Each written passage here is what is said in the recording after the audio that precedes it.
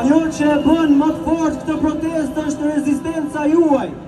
28 ditë forcë, besim, shpresë për një Shqipëri pa korrupsion, një Shqipëri ndryshe dhe të barabartë për të gjithë.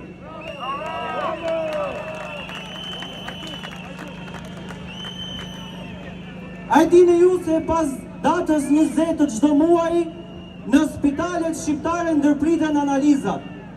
E ka nisur dje, sepse për 2 muaj nuk u ndërpren analizat për shkak të presionit publik.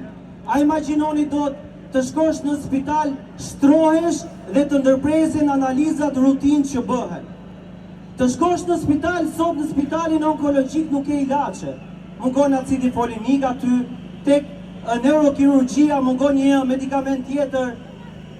Nuk ka pajisje për trajtuar kancerin dhe këta çfarë na thonë? Ore janë agenturat e huaja që organizojnë protesta.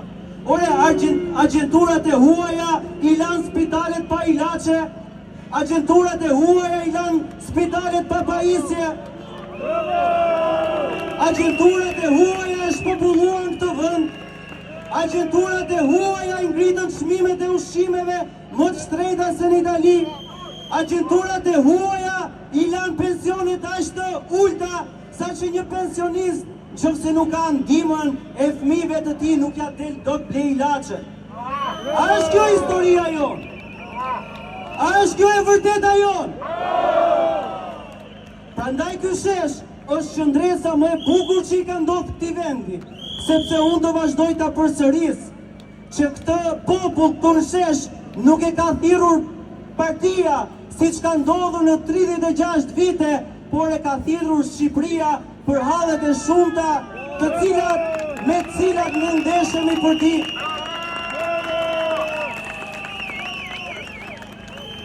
Forca jonë është rezistenca dhe qëndresa në këtë shesh. Forca e popullit është mos lodhemi, sepse këta nuk lodhen duke vjedhur.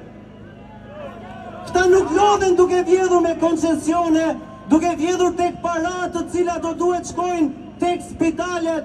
E kanë lënë shtetin pa ilaçe, i kanë lënë spitalin pa ilaçe, një shteti i cili nuk punon për të siguruar trajtim për pacientin.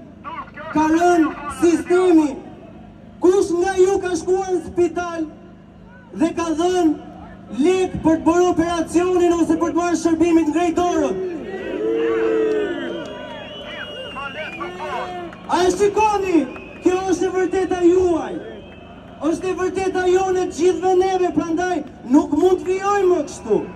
Nuk mund të vijojmë më, sepse do e paguajmë ne. Sekundër, fatkeqësisht e kanë paguar shumë të tjerë të cilët sot nuk janë më në jetë, sepse Shqipëria nuk ka protokolle. Shkon në spital, ankohesh të bëj një ekzaminim, shkon në shtëpi dhe në shtëpi vdes, sepse s'kan protokolle. E kanë kopsin edhen këtu 4.3 milion euro. Kanë para për qepet e tyre e nuk kanë para për ilaçe.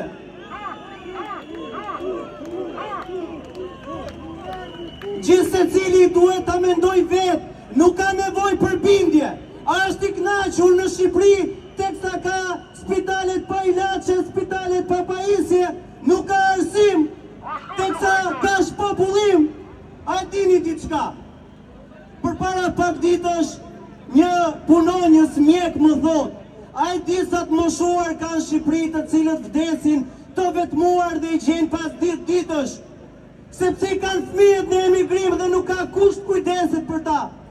A e dini sa nëna në Shqipëri marrin 15-20.000 lekë për të mbajtur fëmijët e tyre jetim, sepse shteti aq u jep. Sa janë rrogat e tyre? A e dini ju që fëmijë me aftësi ndryshe marrin 130.000 lekë, 150.000 lekë nga shteti jonë? Sa marrin këta? Kur smuren këta, ku shkojnë? Ikin gjithë atje jashtë. Kam parë një baba këtu është mes nesh në protest. E ka fëmijën me aftësi ndryshe. Është në protest sepse nuk ja del dot. I jep ushqim nga barku sepse shëndetësia në Shqipëri e la për të vdekur e vajti në Francë, atje i dha një shansë për të jetuar. Është në protest, vjen nga Durrësi. E qoftë se kërkoni arsye për të protestuar, mendoni për veten tuaj, a ja dilni dot me ato rroga që merrni për t'ja dalë në Shqipëri, për të blerë një shtëpi, për të ndërtuar të ardhmen, për të mbajtur fëmijët, lindin çiftet e reja fëmijë dhe mendojnë për fëmijën e dytë se nuk e mbajnë dot, se në spital duke paguar, shkojnë maternitete dhe përfundojnë në privat, sepse nuk të trajton njëri. Kjo është e vërteta jonë dhe kjo e vërtet do duhet të mbledh këtu në shesh këdo, sepse është për ne, kuptojeni të gjithë, është për ne. E fundit, në 4 korrik është lajmëruar një protestë e madhe. Diaspora përsëri duhet jetë këtu. Tirana duhet jetë këtu. Qytetet nga gjithë Shqipëria duhet jenë në Tiranë, sepse kanë thënë që u boshatit sheshi, por ta kuptojnë që ky shesh mbushet plot sa herë kërkon Shqipëria.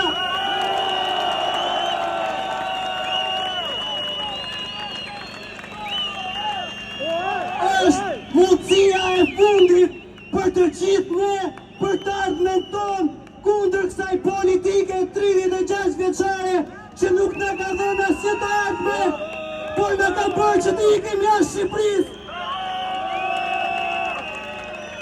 Duhet luftojmë, ashtu si kundër këta nuk lodhen duke vjedhur, të mos lodhemi ne për Shqipërinë tonë të drejtë.